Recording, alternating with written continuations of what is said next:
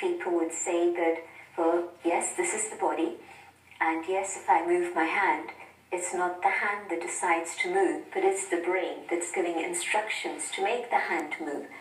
But what is it that's telling the brain that this is the time to put your hand in your pocket and give something in donation? It's not the brain that's deciding that. It's something that's there within my inner being that's motivating me and saying, here's somebody in need. Let me be able to and do that being is now known as the soul. Correct.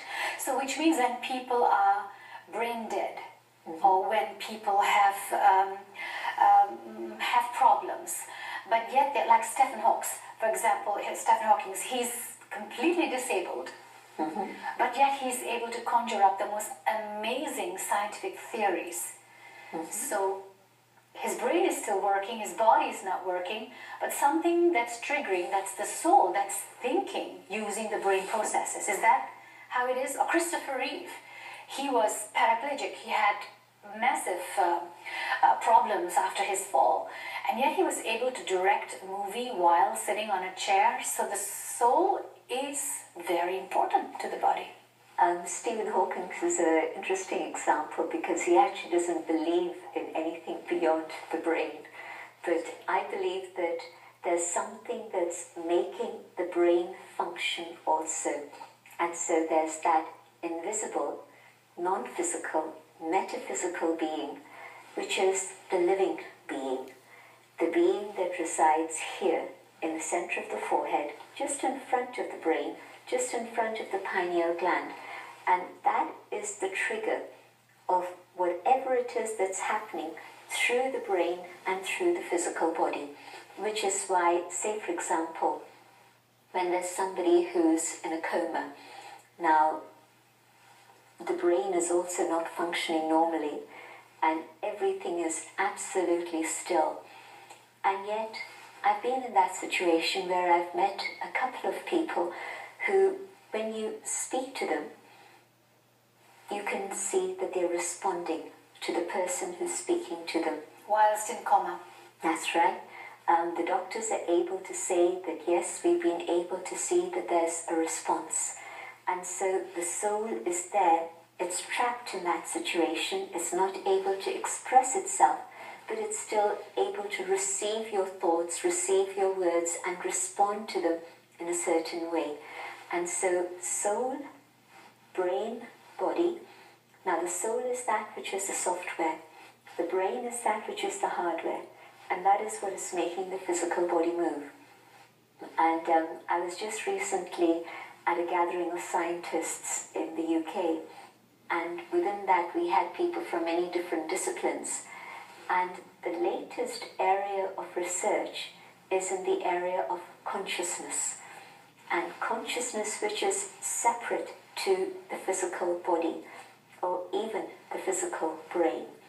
And so they've been able to see how the brain cells are even able to reform.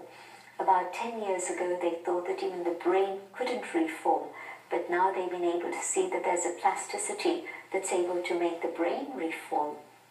And any part of the body is also in that way has that plasticity. But beyond that, there's that being which is the soul. And you might have heard of something called the near-death experience. Yes, but before we jump to near-death experience, because it's a very important aspect of the continuity of the soul in that.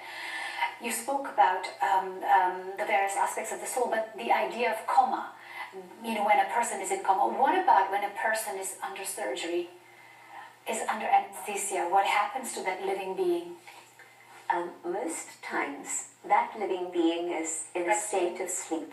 That's right, sleep. But alive? Oh yes. Constantly alive? Oh yes, definitely. This is why they're monitoring the breathing, they're monitoring the blood pressures. Yes, actually. All of that is going on. But in fact, sometimes what happens is that, especially on the surgery table, and this is now again recent, within the last 25, 30 years, prior to that, when somebody under surgery died, that was it, they're gone. that now they have a lot of techniques to be able to revive people.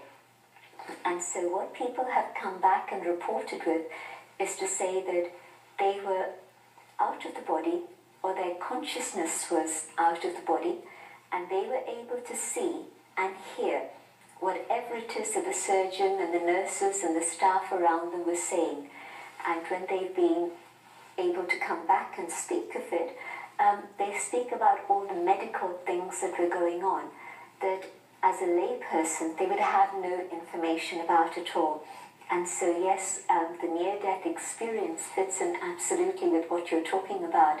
They're able to see, they're able to hear, but they are not able to speak because their physical body is out of action at that moment, but the soul is completely aware and is able to understand everything that's going on, and in certain cases is able to come back and report and tell us. Sister Jayanti, so far what's very clear is that we know a soul is a soul. It is a non-physical entity. It plays all the different roles. All along, without this concept that the soul and the body are separate, we usually, the cart and the horse, we put the cart with all its labels and goods on it, and then the horse at the back. Now it's reverse.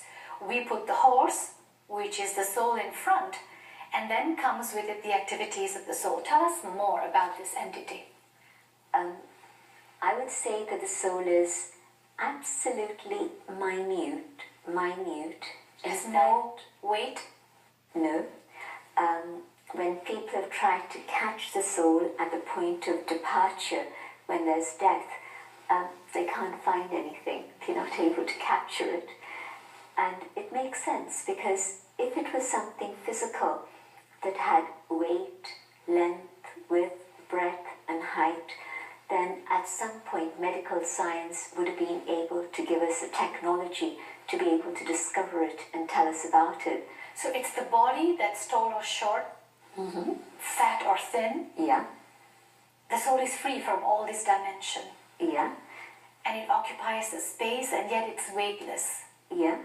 And even the space it occupies is, in a sense, non-spatial, in that if you were to explore the brain, you wouldn't say that right here in front of the brain there is this place, which is the soul. But I would say that you can understand the soul, and more importantly, you can experience the soul. You can't find it by any external method of technology. And so my experience of all these years is that I can't prove to anybody that a soul exists. And in a scientific world, proof is the most important thing. But you said something much more interesting than proof. You can experience it. Perhaps you can take us into this idea of experiencing the soul whilst in the body. Okay. I'm going to ask you to sit with both feet on the ground so that the body is more balanced. And normally we would meditate with our eyes open. And the only way to experience the soul is by going inside in silence. But when I meditate and I'm speaking at the same time to be able to guide others into that meditation, my eyes tend to close. I'm sorry. But don't follow me. But keep your eyes open, because it's a very important part of Raj Yoga, and we can take up that detail another time. But try just looking straight ahead, not staring at anything or not fixing your gaze on anything, but just gently rest your gaze in front. Within this physical body of mine, there is another being. The being that I am. The being that uses this physical body to express itself. I want to discover my original personality. I've acquired many experiences. I hold many memories. But is there something within me which is forever, deep.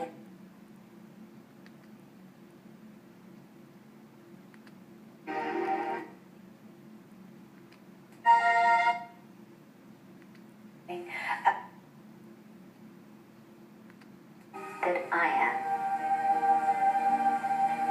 a being of radiant energy shining in the center of the forehead.